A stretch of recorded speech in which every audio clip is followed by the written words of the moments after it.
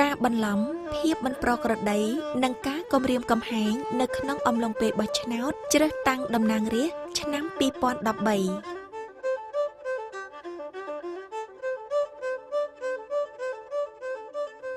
នៅថ្ងៃទី28 ខែកក្កដាឆ្នាំ2013ប្រជាពលរដ្ឋកម្ពុជារាប់លាននាក់បានធ្វើដំណើរទៅកាន់មណ្ឌលបោះឆ្នោតប្រកបដោយឆន្ទៈក្នុងការគូសស្លឹកឆ្នោតនៅក្នុងប្រទេសមួយដែលមានការប្រកួតប្រជែងយ៉ាងក្តៅគគុកក្នុងការបោះឆ្នោតសភាជាតិនេះប៉ុន្តែប្រជាពលរដ្ឋជាច្រើនត្រូវបានខកខានមិនបានបោះឆ្នោតទៅវិញដោយពុំមានហេតុផលសមរម្យសោះបញ្ហានេះអ្នកសង្កេតការណ៍ដែលត្រូវបានទទួលស្គាល់ដោយគណៈកម្មាធិការអព្យាក្រឹតនិងយុត្តិធម៌ដើម្បីការបោះឆ្នោតដោយសេរីនិងយុត្តិធម៌នៅកម្ពុជា Netflix ក៏បានកត់ត្រានៅបញ្ហាភាពមិនប្រក្រតីដែលគួរឲ្យព្រួយបារម្ភមួយចំនួនដោយក្នុងចំណោមបញ្ហាទាំងនោះបញ្ហាខ្លះបង្ហាញឲ្យឃើញនៅការប្រើប្រាស់ការបន្លំនិងការបោះឆ្នោតមិនសុចរិតជាលទ្ធផលពីការរកឃើញនៅបញ្ហាទាំងនេះដែលត្រូវបានរៀបរាប់នៅក្នុងរបាយការណ៍នេះអង្គការលីកាដូសូមគាំទ្រ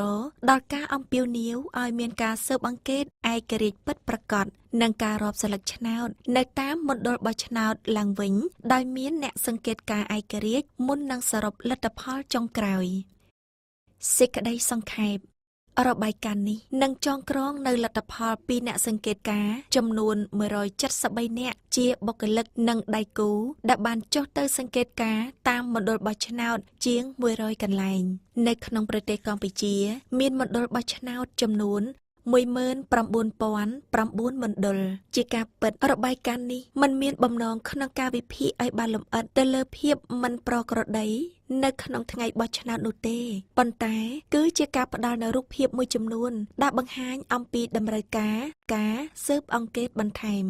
ជារួមអ្នកសង្កេតការណ៍បានរកឃើញនៅភាពមិនប្រក្រតីធ្ងន់ធ្ងរមួយចំនួនដែលស្ថិតនៅក្នុងស្ថានភាពអាសន្ននៅតាមមណ្ឌលដែលអ្នកទាំងនោះបានឃ្លាំមើលបញ្ហាទាំងអស់ត្រូវបានចែកជា3ក្រុមសំខាន់គឺទី1គឺភាពមិនប្រក្រតីលើបញ្ជីឈ្មោះអ្នកបោះឆ្នោតរួមមានការបាត់ឈ្មោះមិនមានមូលហេតុនិងការបដិសេធសិទ្ធិបោះឆ្នោតទី2គឺការបង្ហាញឲ្យឃើញពីបំណងក្នុងការបន្លំស្លឹកឆ្នោតនិងទី3គឺការគំរាមកំហែងនិងការរំខាននៅក្នុងមណ្ឌលភាគច្រើនដែលបានសង្កេតអ្នកសង្កេតការរបស់អង្គការលីកាដូបានធ្វើការសាកសួរអ្នកបោះឆ្នោតមួយចំនួនដែលបានបាត់ឈ្មោះពីបញ្ជីឈ្មោះបោះឆ្នោតពួកគេបានអះអាងថាធ្លាប់បានទៅពិនិត្យឈ្មោះក្នុងបញ្ជីបោះឆ្នោតនិងឃើញឈ្មោះរបស់ខ្លួននៅក្នុងបញ្ជីឈ្មោះមុនថ្ងៃបោះឆ្នោតម្ដងរួចមកហើយដោយគ្នានេះដែរអ្នកបោះឆ្នោតមួយចំនួនបានត្រឡប់ទៅផ្ទះវិញបន្ទាប់ពីត្រូវបានគេប្រាប់ថាមានអ្នកមកបោះដោយប្រើឈ្មោះអ្នកទាំងនោះរួចទៅហើយជារឿយៗអ្នកដែលបានមកបោះឆ្នោតពីព្រលឹមបានប្រើប្រាស់ប័ណ្ណសម្គាល់អត្តសញ្ញាណសម្រាប់បោះឆ្នោត ICE ដែលចេញដោយមេឃុំជំនួសអត្តសញ្ញាណប័ណ្ណដែលមានរូបអ្នកបោះឆ្នោតក៏ត្រូវបានបដិសេធសិទ្ធិរបស់អ្នកទាំងនោះក្នុងការបោះឆ្នោតដោយមិនមានមូលហេតុត្រឹមត្រូវដោយជាគ្រាន់តែអ្នកទាំងនោះមិនបានយកមកជាមួយនៅប័ណ្ណព័ត៌មានអ្នកបោះឆ្នោតទៅមណ្ឌលបោះឆ្នោតប្រហែលជាស្ថានភាពគួរឲ្យភ្ញាក់ផ្អើលអ្នកសង្កេតការណ៍របស់អង្គការលីកាដូបានរកឃើញថាបញ្ជីឈ្មោះអ្នកបោះឆ្នោតជាច្រើននៅក្នុងមណ្ឌលបោះឆ្នោតមួយចំនួនដែលបានសង្កេតការណ៍ត្រូវបានគេកែប្រែដោយចេតនា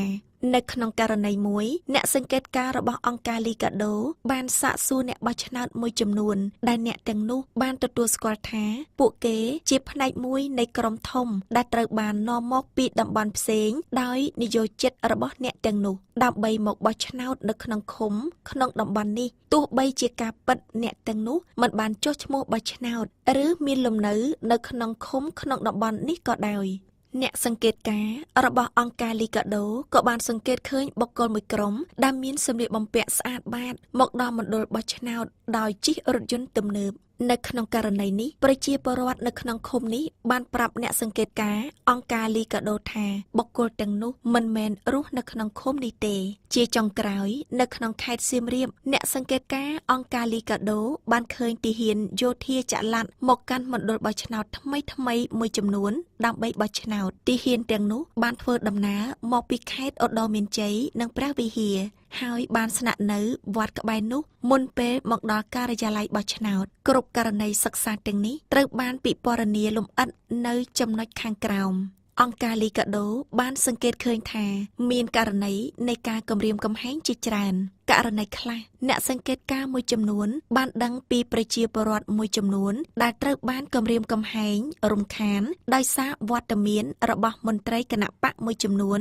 និងអាជ្ញាធរក្នុងឃុំនៅក្នុងមណ្ឌលបោះឆ្នោតនៅក្នុងពេលនោះអាជ្ញាធរទាំងនោះបានធ្វើការកត់សម្គាល់លើអ្នកដែលបានទៅបោះឆ្នោតនៅខេត្តកំពង់ចាមអ្នកសង្កេតការណ៍របស់អង្គការលីកាដូត្រូវបានគេសាកសួរនៅយប់មុនថ្ងៃបោះឆ្នោតអ្នកសង្កេតការណ៍អង្គការលីកាដូជាច្រើនក៏បានឃើញហេតុការណ៍នៃក្រមប្រជាពលរដ្ឋនៅតាមមណ្ឌលបោះឆ្នោតជាក់លាក់មួយចំនួនបានធ្វើការរារាំងបុគ្គលមួយចំនួនមិនឲ្យបោះឆ្នោតដោយផ្អែកលើជាតិសាសន៍របស់អ្នកទាំងនោះការរើសអើងនេះរឹតតែទាមទារឲ្យមានការស៊ើបអង្កេតបន្ថែមទៅលើការបោះឆ្នោតទោះបីជាអង្គការលីកាដូត្រឹមតែអាចធ្វើការសង្កេតការណ៍នៅតាមមណ្ឌលបោះឆ្នោតមួយចំនួនតូចដោយមិនអាចធ្វើការចុះទៅសង្កេតការណ៍គ្រប់មណ្ឌលទាំងអស់នៅក្នុងប្រទេសនៅក្នុងថ្ងៃបោះឆ្នោតក៏ដោយក៏ការសង្កេតការណ៍ខាងក្រោមទាំងនេះបង្ហាញយ៉ាងច្បាស់នៅតម្រូវការក្នុងការស៊ើបអង្កេតឲ្យបានស៊ីជម្រៅបន្ថែមទៀតនិងនីតិវិធីបន្ថែមទៀត